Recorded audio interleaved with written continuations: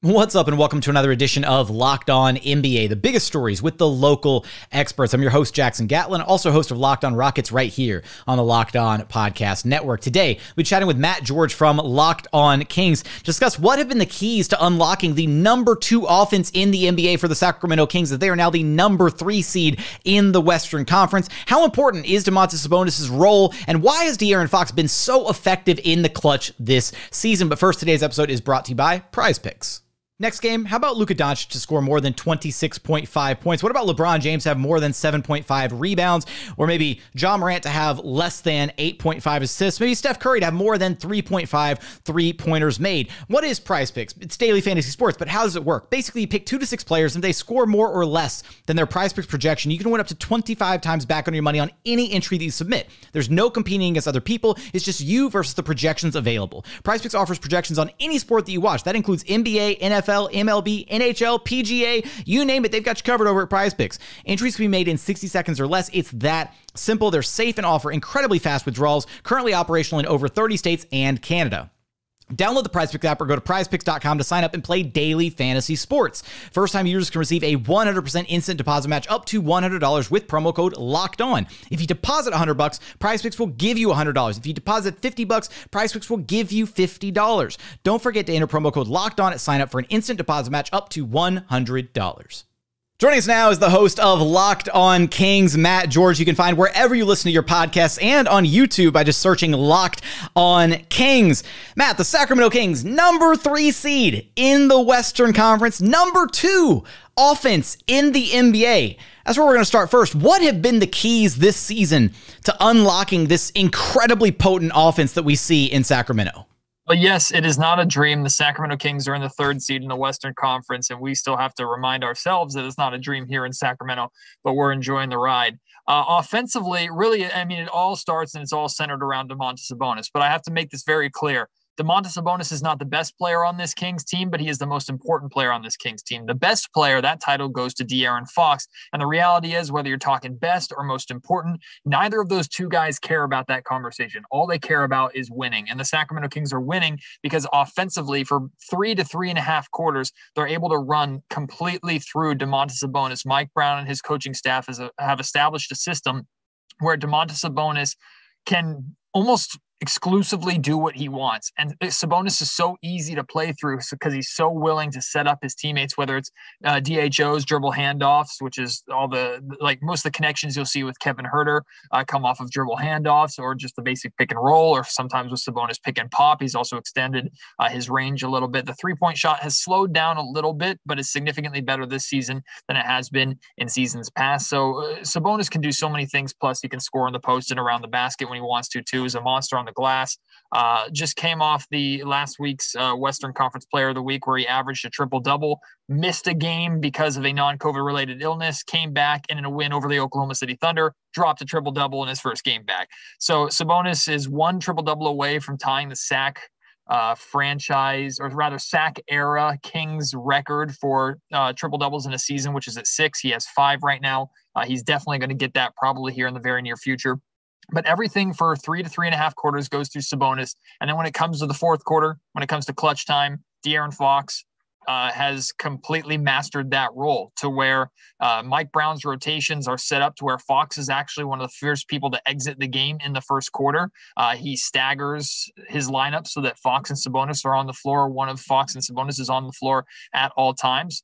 And then De'Aaron Fox in the 4th quarter is really where he steps up. He's one of the most clutch players in the NBA, leads the league in clutch field goal percentage. And we've nicknamed it 4th quarter Fox because he steps up in major ways and helps the Kings win games, especially close games. So the two of them, plus a really, really solid supporting cast, has led to this just offensive outburst for Sacramento.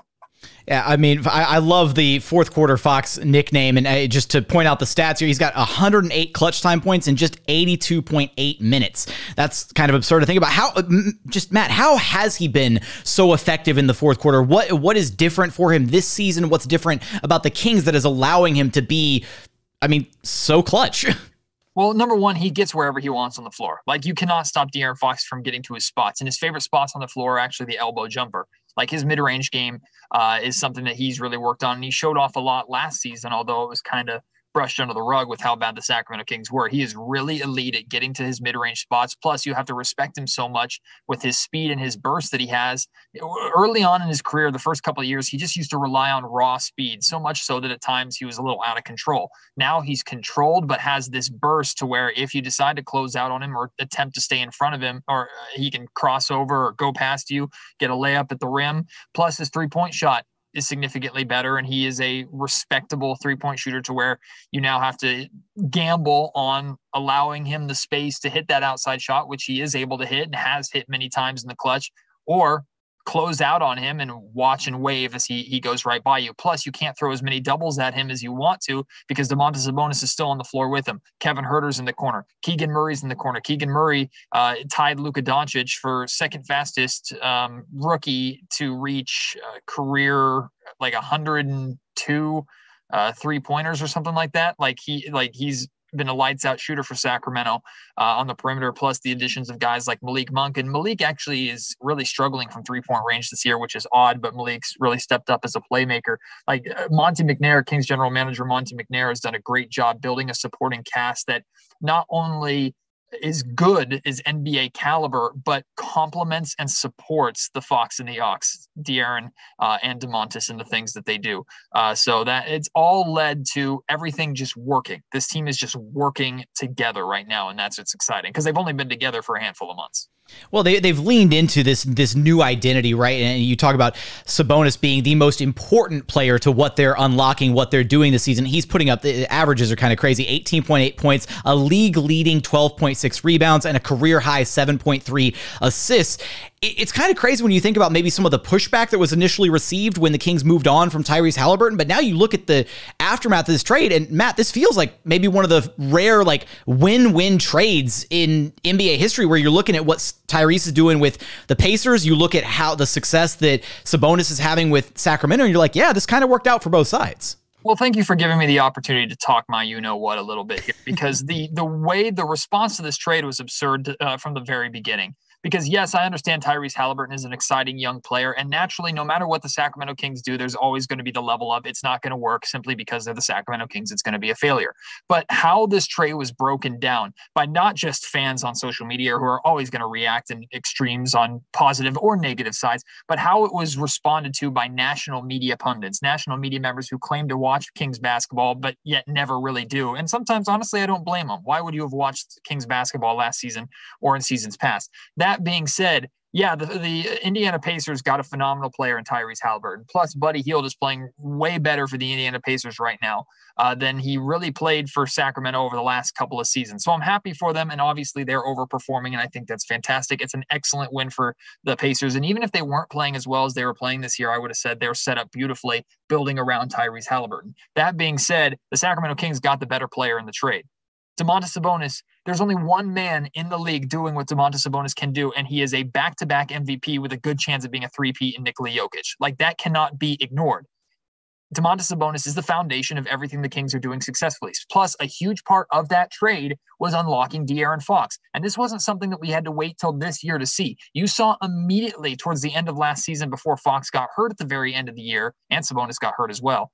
Like, we were starting to see DeAaron Fox be able to play within himself again. He was able to be himself because he wasn't having to worry about sharing the ball with Tyrese. And one thing I always have to address is that there was never a disconnect or issue between Tyrese and DeAaron. Like, that's a terrible narrative that if anybody brings up, they're just dead wrong. The two loved each other. They enjoyed playing with each other. They had a great relationship. They just never figured out how to play together. And maybe they could have a year or two down the road, but the reality is the Kings weren't willing to wait that long. And clearly the Pacers weren't either, wanting to move on from Sabonis. So yeah, this is one of the best win-win trades in NBA history. I'm thrilled for both sides. Both sides should be thrilled. And that's how we should talk about this trade. But those who broke down this trade at the beginning that said the Kings got absolutely fleeced, what the hell are the Kings doing? I hope that you at least have the wherewithal to accept the fact that you are wrong and recognize that the Kings pulled off a phenomenal trade themselves. And in reality, because we're in Sacramento, because this is not a free agency attraction market and the draft has been unkind to say the least in the past, this is how the Sacramento Kings have to make their moves.